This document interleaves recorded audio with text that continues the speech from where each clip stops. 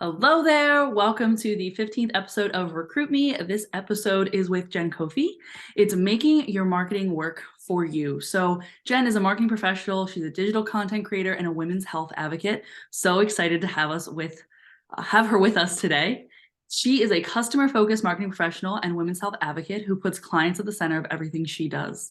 Outside of her career, she is a health and wellness blogger who aims to inspire women to improve their menstrual cycle pain through nutrition, holistic wellness, exercise, and healthy lifestyle habits. Using digital marketing tactics, she educates her audience by sharing how she overcomes personal health challenges to spread awareness and help women work towards living a happier, healthier life. Amazing. Most recently, she joined the popular plant-based restaurant chain PLNT Burger, helping to lead marketing efforts and drive brand awareness for the Philadelphia market. So excited to have you today, Jen. Welcome. Thanks so much, Katarina. It's great being here. Thank you so much for inviting me on the show. Of course, of course. So, as best as we can, let's just dive right into it and hear a little bit more about you, your background, your bio. Who is Jen Koffie?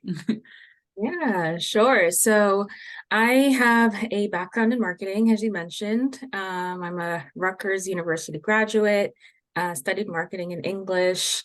And since then, I've really explored different facets of marketing, I would say. So I've held different internships in the healthcare and health insurance space, which I loved. And through those roles, I was able to sort of develop my customer service skills, customer advocacy, and really focus in and understand the importance of a great customer experience, which is a large part of what I did in my role that followed that. I have a background as well in campaign management, doing email marketing, launching campaigns, managing customer referral programs, things of that nature. So really all my experience ties back into customer marketing and experience. Right. Okay. So then my next question obviously is perfect for you as it relates to the power of marketing. So let's talk more about strong personal branding, how to identify those superpowers and really, what your identity is within that. Yeah, absolutely. So when it comes to developing your brand, you really have to think about what makes you unique. And there's something unique within all of us, but at times it can feel difficult trying to understand, how to stand out in a digital world that is, full of distractions, and there's so many hurdles that you have to overcome. But really identifying your story. As far as my women's health education and advocacy, it really started when I was a teenager, pretty much dealing with those challenges.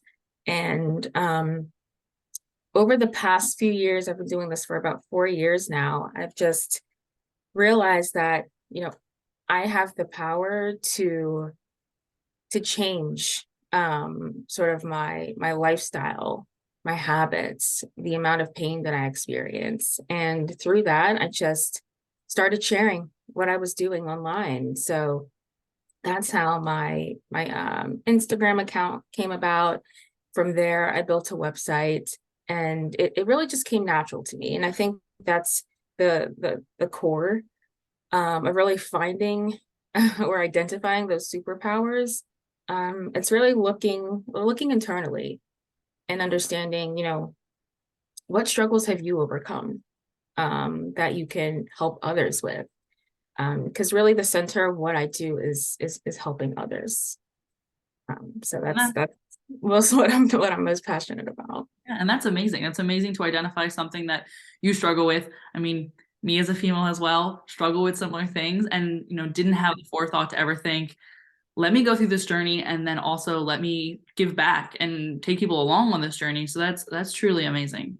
You said, your high school years. So then Recruit Me as an app is really trying to get, of course, college students going right out into the workforce, finding that right career path, finding where they fit. So for you, once you got into those college years, what experiences helped you during now your professional career? Yeah. So for me, a few pivotal moments for me during college were um, just finding ways to get involved, finding ways to be an engaged student, because in turn that enhances your college experience. So I was very involved in campus. I helped organize our campus events, um, went to different workshops and seminars, and through that, as well as taking different courses, I really found, what my true interests were within marketing. I'll always remember I took this one class, it was called consumer behavior. And that's when I really understood the psychology behind marketing. So that kind of fueled my interest as far as looking for entry level roles in the marketing space, because there are so many different facets. And I understand that as a college student, it's difficult, it's challenging to know what you want to do after college. Everyone will ask you that question, and there's a lot of anxiety around it. I know I felt that, and I felt a lot of pressure to sort of make a decision, you know. But the more, I think the most important part about, being a college student is really putting yourself out there, doing as many internships as you can, connecting with professors to see if there's, any opportunities even on campus, because through those internships, you'll really learn what you do like and what you don't like. So that's important as well as you get into the workplace. So yeah, just being involved, keep learning, of course. And the more you learn, the more you put yourself out there, you'll find, you'll find your path, you'll find what you're really interested in. But if it takes a little while, that's okay. That was my experience. And everyone's is different, but as long as you're trying and putting yourself out there, you'll eventually land where you're meant to be. Which I think is such a powerful message and so important to hear, because you think back, and if someone could have just kind of shaken me and told me that, there's not this right path, you'll figure it out, Yes, because exactly. college is really that time where you start to create your personal brand. That's the moment where, even though you're starting it before that, that's when you really start to feel like, wow, like I'm making decisions now that will forever change my trajectory, and Exactly. it's making me. So what are some strategies to keep in mind when developing your personal brand then? Oh, yeah, I love this question. So keep in mind, first and foremost, your social media and your digital presence. I would say that it's very critical to, it's only one portion of building your personal brand, but make sure that the messages you're putting out there are what you want to be known for. So really be strategic about, if you decide to do, a side project, um, you don't have to be completely clear. I know that's a challenge that a lot of people face. You don't have to be 100% clear about what it is you want to talk about on your Instagram page. Um, but have an idea. And what I did was I just came up with 2 to 3 content pillars, I would say, for my personal brand. And that's what helped me really hone in on my messaging. Um, Another strategy I would say is learn from others who are already doing it in your industry. Um, get a sense of, how they started and how they got to where they are today. I know personally, I make a lot of connections on my social media channels with, women who are struggling with their cycles, with certain even reproductive issues, and just talking with them, and understanding what their struggles are. It really helps me to build my content strategy. For example, there are other women in the industry who are, have been doing this longer than I have, and I've, purchased their books. and learned that way as well. So that's, one of the most important parts of building your personal brand and just staying unique to you. There are a lot of trends out there. It's easy to want to follow those trends to, stay ahead of this ever-changing algorithm, but it's important to stay true to you. You don't have to follow every single trend. But if you do want to try things out, make it your own. I always keep that in the back of my mind. So make it your own, and the authenticity will show for sure. Right. No, great message, great key points. And I love the idea of the content pillars because I myself, someone who is not social media friendly in any aspect, I think it can get so easy, like you said, to follow all the trends, to get lost in this constant ever changing, and then your pages kind of are just a hodgepodge of everything. So I Yeah. know I've felt stuck in trying to kind of get started or figure out where to go. So, how do you start working towards building that brand when you feel stuck? And how do you begin to define your niche? Like what does that look like? What can you do? Yeah. So, I mean, there are a few things you can do. So there are a lot of, number one, resources and tools on the web where you can plug in topics that you would like to talk about, like in your case, recruiting. There are websites that the name just skipped me, but there are websites where you can plug in your question and see what questions people are asking Wow. in the industry. Yeah. So I've been using that tool. It's great. And that really helps you start to think of how you can sort of phrase your messaging and curate your content so that it's relatable and helpful for people. Um, and then additionally, um, the sorry, that skipped that skipped me as well. Um, I think it's a lot. I think there's just so many in your brain as a marketing professional. I'd explode. So, because you're constantly having to change and yeah, change with this world that to me is so daunting. So, yeah. by all means, my gosh, you must have a wealth of knowledge. So, I appreciate all the tips and tricks we've gotten so far.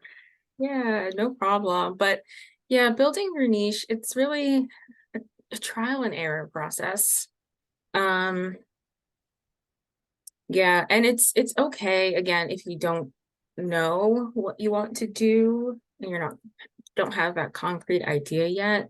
But exploring different things, testing out different subjects.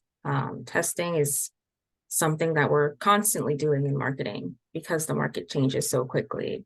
Um, but yeah, so really testing things out will really help you to define what it is you want to be known, um, as an expert in, because that's what it's really about. And there's so many different ways that you can become an expert in your field, whether it's through learning, certifications, which is something that I'm looking into pursuing as well, is becoming a health coach. Um, so that's in my plans as well. But there's so many different ways that you can sort of find what your niche is. The important part is that you don't get stuck on trying to, perfect what that looks like for you. The more you try things out, the more clear it'll become. Right. Okay. And you kept mentioning sort of testing, and obviously you said trying things out. So I think the, elephant in the room question always is, what's the time frame though? Like when do I know something's working or not? How long do I wait? How do I know? I know for me, that's a big question for me always because I'm like, well, is this working? Is this not working? Is there a secret sauce to that? Or is it not a one question fits all? I wish there was, because as you stated, you're always wondering, are you doing the right things? Is this piece of content going to stick and resonate with people? am I doing this for nothing? Does anyone even care? It's Right. real easy to feel that way. And I felt like that at times, of course. But I would say there is no timeline. I've seen like social media managers saying that, stick with something for at least 6 months before you determine whether or not this is going to work for you. Um, and I think that's a good metric to keep in mind. Um, but you'll definitely know within a year if, you know, are people catching on? Is this resonating with your target audience? But if you're really passionate about it and just have a natural love and gift for doing it, I say keep going. Um, there are a lot of gurus and social media managers out there that'll say, that'll give these timelines, but I mean, there's no hard and fast rules. You really just have to go off of, what you feel. And it can be any topic. There are people out there who talk about gardening and plants. And I'm not a gardener by any means, but I love learning from them, and you can tell that they're passionate about what they do, whether or not they have 100 followers or 100,000 followers. So really just staying true to you, really, and you know, keep moving forward because you don't know at what point in time your ideal customer will come along and say, I've been looking for this. um that's the golden moment that we all want. I've been looking for this type of content. I appreciate that so much. It's really helpful. So just think about that ideal customer and speak to them. That's what I keep in mind. Talk as if you're speaking to one customer that needs your help, or one client. And that will keep your momentum going. I love that. That's so crucial, and I think a really key point. So thank you. With that though, then, so you're staying true to yourself, you're talking to that one customer, your ideal customer. How do you then stand out in today's digital landscape? Because to your point, if multiple people are doing it, there's other content creators out there, how do you make sure that you are standing out? Yeah. So for me, I would definitely say think about your brand holistically. As a marketer, I guess this came naturally to me, but really understand what your overall brand, what you want it to look like, what you want it to feel like for the customer, what your brand colors will be, what your tone of voice will be. So once you start to nail those down, you'll kind of craft um, your own sort of brand guide, right? Because every brand has one, and that'll be important for you as well. So understand what you want your customer to feel when they land on your website. Make sure everything is consistent. That's a huge part that I think um, can be forgotten at times. Make sure that the experience on your website matches, what you're portraying on your Instagram or your TikTok or your Twitter. Make sure that your newsletters, if you're sending out, email newsletters, make sure that they follow the same consistency, colors. Because if you notice, like the big brands out there that we love, the Nikes and Chick-fil-A and other popular brands that do really well in the customer's eyes, like Target, for example, the experience has to be consistent. They have to deliver quality in order for you to want to come back, to be a repeat customer. So think of yourself in that way. Pretend you are Nike. How do they convey their messaging across all channels, whether it's a billboard, a commercial? How do they keep that same consistency throughout? Um, and how will that come off to the customer? Because you always want to put the customer at the forefront of everything you do. You want to make sure that the experience will be consistent for them. So I would say definitely think of your brand holistically. Yeah, is the best way to stand out.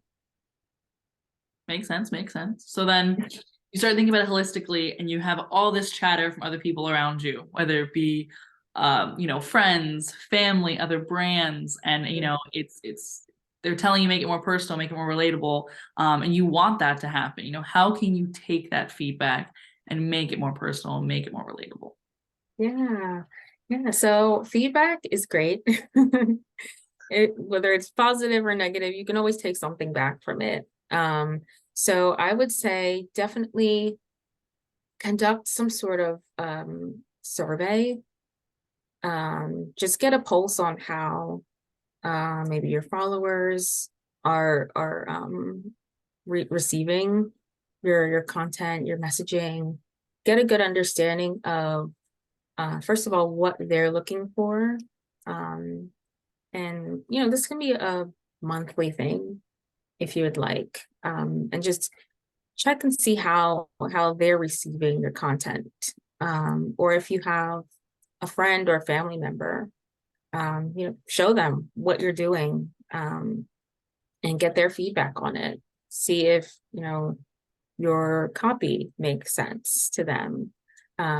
If they understand how to navigate your website, for example, which is something that I like asking feedback from, because I'm not a web developer, but I like to make sure that everything flows correctly, and that when someone lands on my page, they're going to understand how to navigate it. So really take the feedback of others, and really try to apply it to your content strategy.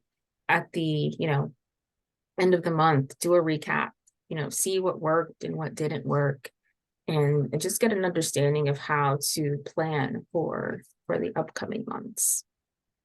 Makes sense. I think with you saying that, it definitely gave me sort of that positive reinforcement that it's okay to get the positive or negative feedback, but it can Oh be so hard sometimes because sometimes you don't want to know, can you navigate my website well? I spent money on developing this website. It looks pretty to me. It makes sense to me. Please just tell me you like it too. Don't give me honest feedback. But to your point, then it's really just a disservice, because if you don't know, then you don't know, right? But I think it's so typical that people can get nervous on getting some of that feedback. So how do you, as a marketing professional, make sure that sometimes that constructive criticism doesn't necessarily get the best of you? Oh yeah. I mean, that's difficult, I think, for everyone. But you have to understand that your process will continue to evolve. Your brand will continue to evolve, and it should.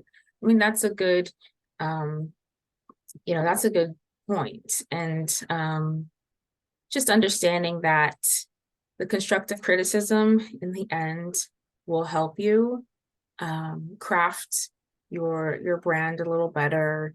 It'll help you understand maybe if there are different ways to enhance your personal brand.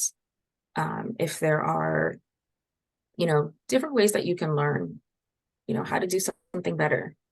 Because the goal should always be to improve and get better at what you're doing. And the constructive criticism will come.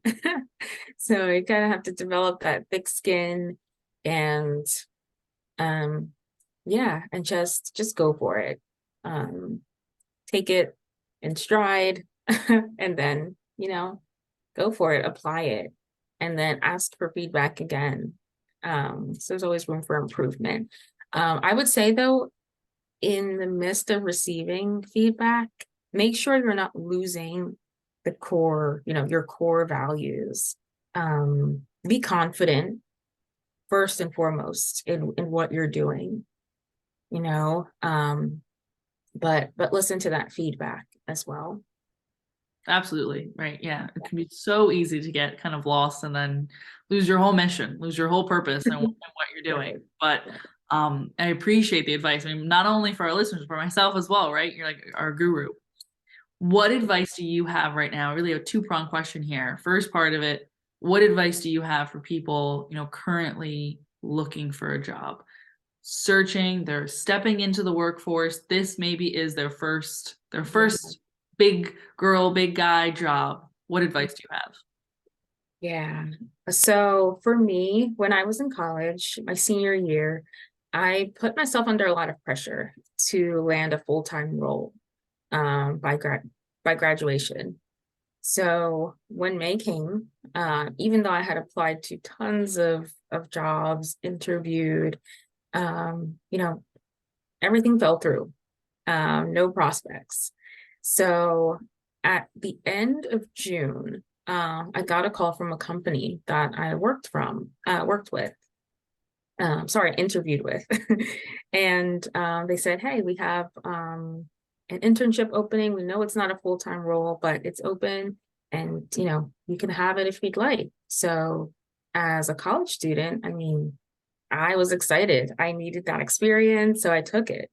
And it turned out to be one of the most rewarding roles I've worked in so far. Wow. So the lesson there is to jump at those opportunities that you may not initially think about. It's easy to feel like you have to land a marketing role, as soon as you graduate. But that's not the case for a lot of us. Sometimes it takes, a few tries before you land that dream role. So just be open. That's the most important thing. Don't turn things down just because it doesn't sound fancy or it doesn't sound like what you would ideally like to do. Just take the opportunity and learn from it. Learn as much as you can, because there's an opportunity to learn in any industry you fall in. Like I said, I worked for Independence Blue Cross right out of college. And I learned everything there is to know about health insurance. As a college kid, I didn't think that was something I would enjoy, but when I got there, I did. And I ended up staying there for about 2.5 years before moving on to my first entry-level marketing role. So yeah, I would say jump at those opportunities that are unconventional. You never know who you'll meet or what you'll learn, and you can carry that through, your career. You'll develop soft skills, you'll develop technical skills. Those will be transferable throughout your career. Right. So then Yeah. how can you use sort of your personal brand to work for you while job searching? And that could be for someone stepping out of college, that could be for anyone. Yeah. So a big one of the best tips that I've learned is create a presentation for yourself or a portfolio. I think that's really important. I remember when I was interviewing for internships, I had a portfolio with me because one of my professors, I took a class called Business Communications, amazing class. And she encouraged us to create what was called a brag book. So what it is it's a collection, it's like a binder of, different projects you worked on, different, assignments that you've done, and, just put that in, make it really nice, and then take it with you. And this was back when we were doing in-person interviews. Right. So It was like now, ages ago. I mean, yeah. I know, feels like it. So take that with you on your interviews. Create one digitally. You can create websites really easily these days. Put your work on there. Plug that link in on your job applications. Include those links as you're applying for jobs and talking to recruiters, as your app promotes. So yeah, use what you've done in the past to enhance what you'd like to do going forward in your future roles. So I would definitely say that's a big way that you can use your personal brand to work for you, because the work, will speak will speak for itself, and they can always refer back to it. They can see the amazing work that you're doing, the people that you're impacting. So yeah, that's a great way to do it. Great advice, right? And even and for anyone, I mean, if you're a sales and marketing professional and you want to land a client, have a brag binder, have something to talk about, your best successes. I think that's huge. Exactly. Yeah. Exactly. We always ask about recruiting ourselves to all of our guests. So the term recruit me really was, putting yourself out there just as you have done and marketing your own brand. So what does that phrase mean to you? When you hear that, what do you think? When I hear the phrase recruit me, it to me, it sounds like, you have a special gift to offer. All of us have unique backgrounds, and I feel like Recruit Me really highlights that. I love how you mentioned that it's really a way for you to connect jobs to potential candidates.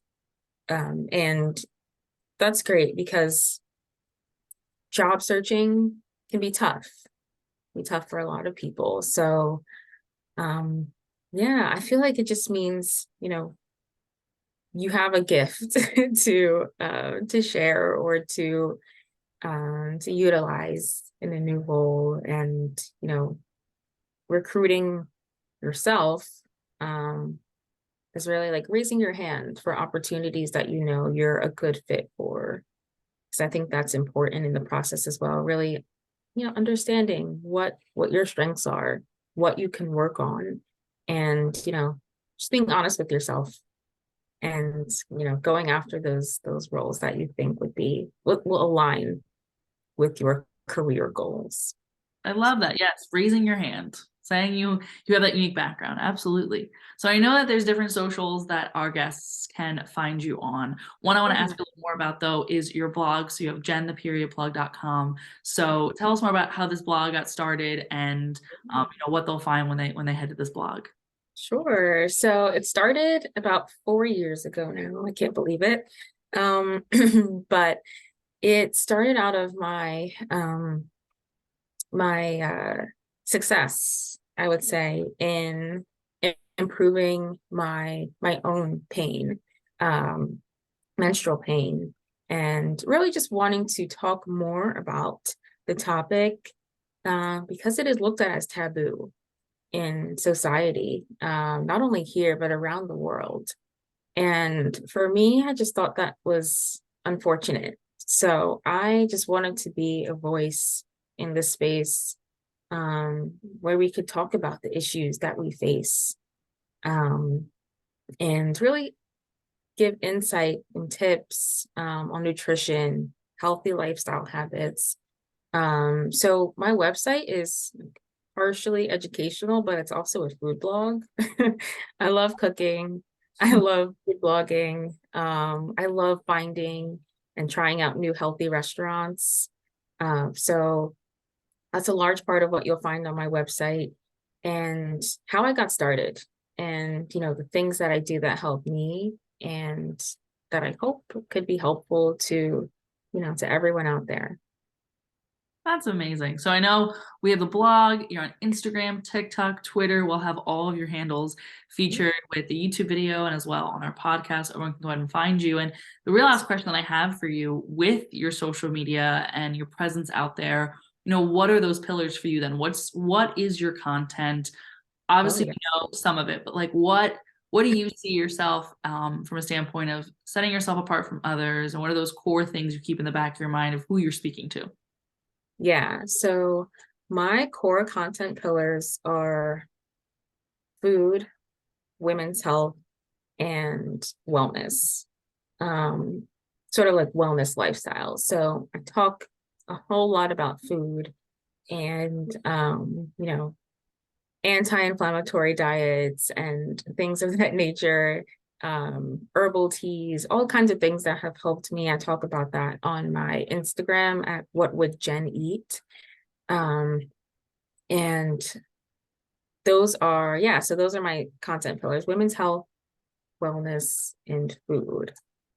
And I touch on those subjects in different ways, because I think there's a way to, and this is important too, there's a way to sort of talk about certain topics, so that it's, digestible for your audience. And I try and do that in different ways throughout different platforms like Twitter and TikTok. But yeah, so those are my three content pillars.